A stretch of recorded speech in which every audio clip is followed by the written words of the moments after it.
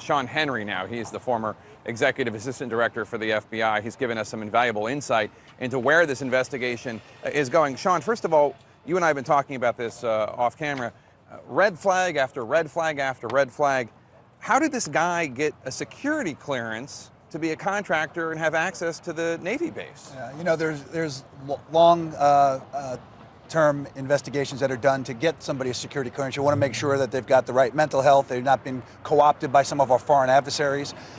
Sometimes these things slip through the cracks. There are lots of red flags when you hear about some of the things we've heard in the media about voices and those sorts of things that people should have come forward. If you're out talking in the neighborhood to do an investigation, if you're talking to former co-workers and the like, those seem like the type of things that you would hear about as an investigator. So those are the things that the FBI and other investigators over the next few weeks are going to be looking at to find out how this was allowed to happen. Especially you hear about the 2004 incident where Alexis shot the tires of a car and then claimed he had had a blackout and didn't remember doing it. I would think that an incident like that might even be prohibitive in terms of his joining the Navy Reserves. Yeah, you would think that that would be one of the issues that somebody would look at. It would have come up in some of the investigation that would have gone on. The Navy will be asking a lot of questions here, NCIS and others, going forward. These are some of the issues that are going to be a challenge. So there are a lot of questions right now about the Navy Yard and how he got access to the Navy Yard. He had a shotgun with him at the very least. Not a problem to bring a shotgun onto the Navy base? Yeah, well, he had a valid pass, according to law enforcement officials. They're not searching every single car, going through the trunk, going underneath the car. They're probably not looking inside each of the trucks.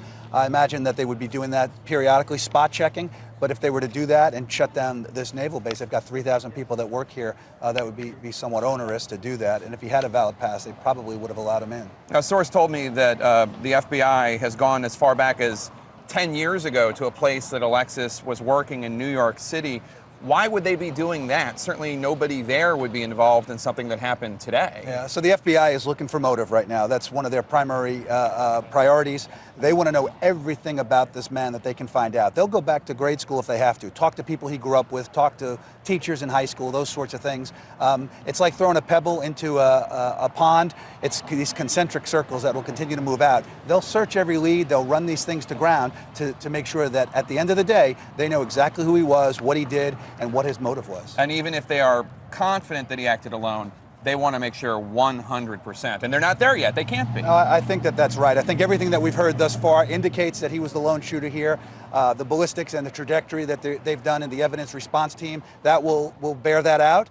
But again, they want to make sure that there's nobody else. Maybe there were somebody who funded him. Maybe there was somebody who provided him weapons, that sort of thing. They'll make sure they run all those things out so that at the end of the day, when there's a final report done, it's very clear to everybody what happened. All right, Sean Henry, former